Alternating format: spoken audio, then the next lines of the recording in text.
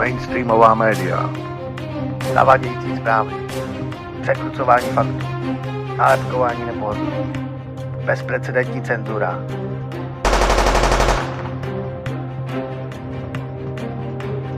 Chcete vidět pravdu? My také.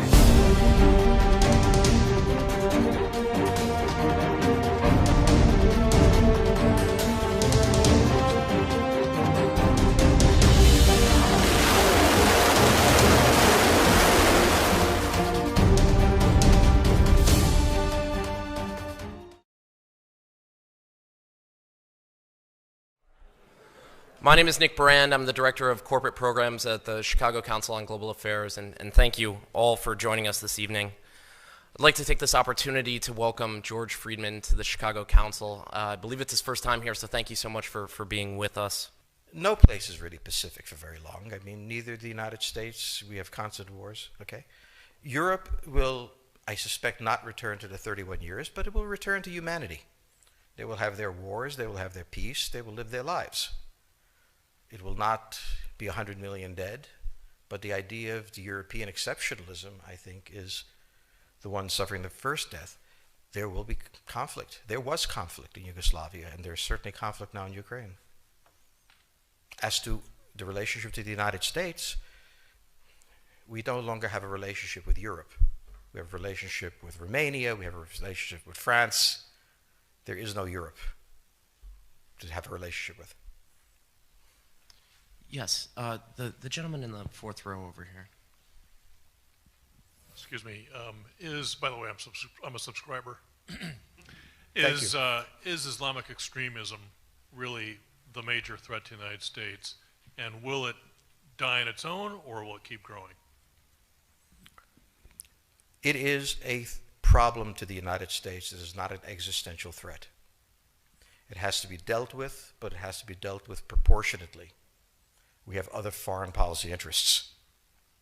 So, the primordial interest of the United States, over which for a century we have fought wars, the First, Second Cold War, has been the relationship between Germany and Russia, because united they are the only force that could threaten us, and to make sure that that doesn't happen.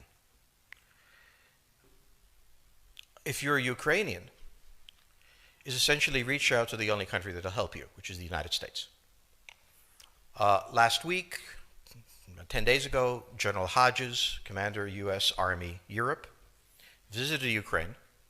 He announced that U.S. trainers would now officially be coming, not just unofficially coming. He actually pinned medals on Ukrainian fighters, which by protocol of the military is not the way. Foreigners don't get to pin on, medals, but he did, showing that this was his army. He then left and in the Baltics announced that the United States would be pre-positioning armor, artillery, and other equipment in the Baltics, Poland, Romania, and Bulgaria, which is a very interesting point. So the United States, and now yesterday the United States announced that it would be sending weapons. Tonight, of course, they denied it, but they are. The weapons will go. In all of this, the United States has acted outside the context of NATO. Because NATO has to have a 100% vote. Any one country can veto anything. And the Turks will veto it just for giggles. The point is that the United States is prepared to create a cordon sanitaire around Russia. Russia knows it. Russia believes that the United States intends to break the Russian Federation. I think that, as Peter Lorre put it, we don't want to kill you, we just want to hurt you a little bit. Either way, we are back at the old game. And if you go ask a Pole or a Hungarian or a Romanian, they live in a totally different universe from a German. And they live in a totally different universe from a Spaniard. So there is no commonality in Europe. But if I were a Ukrainian, I would do exactly what they're doing. Try to draw the Americans in. All right, next question, please. The United States has a fundamental interest. It controls all the oceans of the world. No power has ever done that. Because of that, we get to invade people and they don't get to invade us. It's a very nice thing. Maintaining control of the sea and control of space is the foundation of our power. The best way to defeat an enemy fleet is to not let it be built. The way the British managed to make certain that no European power could build a fleet was to make sure the Europeans were at each other's throats. The policy that I would recommend is the one that Ronald Reagan adopted toward Iran and Iraq. He funded both sides so they would fight each other and not fight us. This was cynical. It was certainly not moral. It worked. And this is the point. The United States cannot occupy Eurasia. The moment the first boot sets the ground, the demographic differential is we are totally outnumbered. We can defeat an army. We cannot occupy Iraq. The idea that 130,000 men would occupy a country of 25 million, well, the ratio in New York of cops to citizens was greater than we had deployed in Iraq.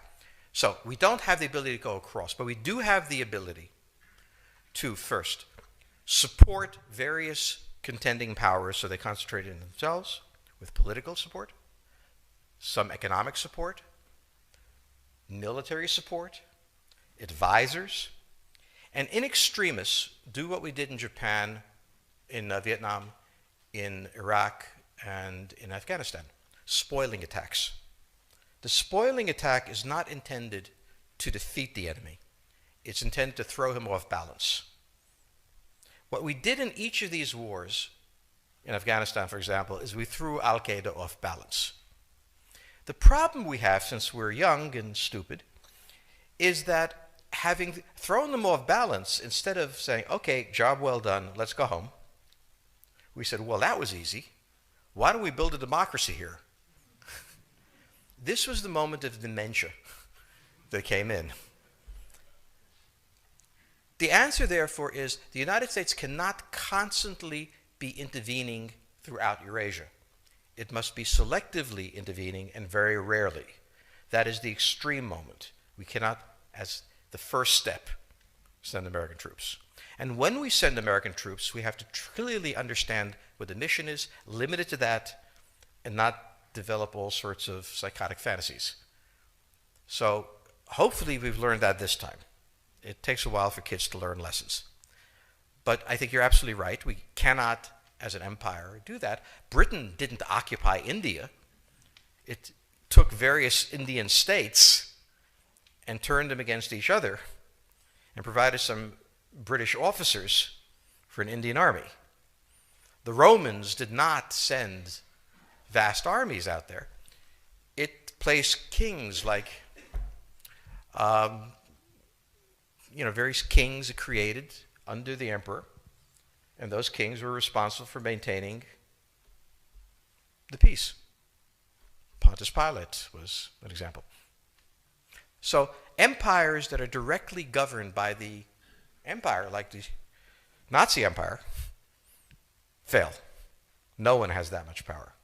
You have to have a level of cleverness. However, our problem is not yet that. It is actually admitting that we have an empire. So we haven't even gotten to that point where we don't think we can kind of go home and it'll be over and done. And so we're not even ready for chapter 3 of the book. Question on the table for the Russians is, will they retain a buffer zone that's at least neutral?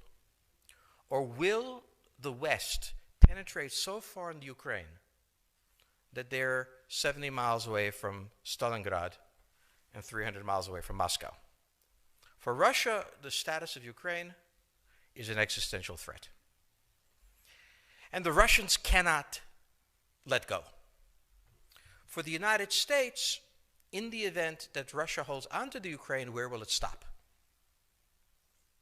Therefore, it's not an accident that General Hodges, who's been appointed to be blamed for all of this, is talking about prepositioning troops in Romania, Bulgaria, Poland, and the Baltics. This is the intermarium, from the Black Sea to the Baltic, that Pilsudski dreamt of. This is the solution for the United States.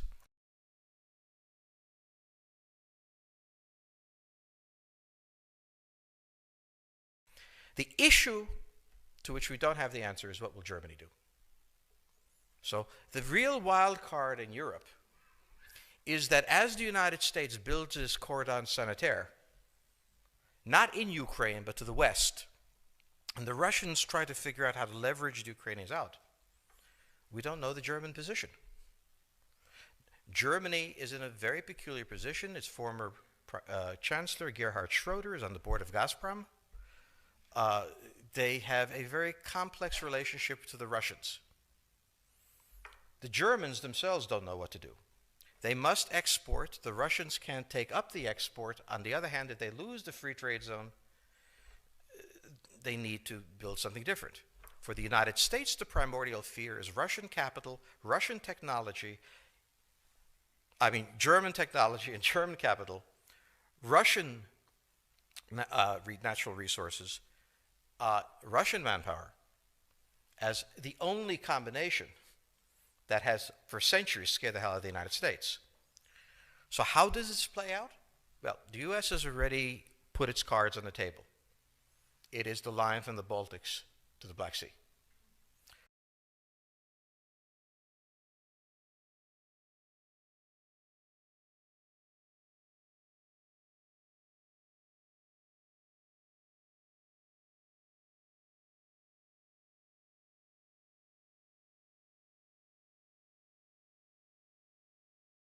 For the Russians, their cards have always been on the table. They must have at least a neutral Ukraine, not a pro-Western Ukraine. Belarus is another question. Now, whoever can tell me what the Germans are going to do is going to tell me about the next 20 years of history. But unfortunately, the Germans haven't made up their mind. And this is the problem of Germany always. Enormously economically powerful, geopolitically very fragile, and never quite knowing how to reconcile the two. Ever since 1871, this has been the German question, the question of Europe. Think about the German question, because now it's coming up again. That's the next question that we have to address.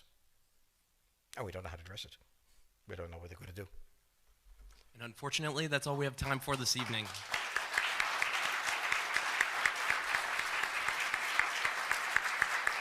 Thank you so much. Thank you so much, George Friedman. He'll be signing copies of his book in the rear of the room. Thank you as well to the Chicago Club for co-sponsoring this evening. Good night.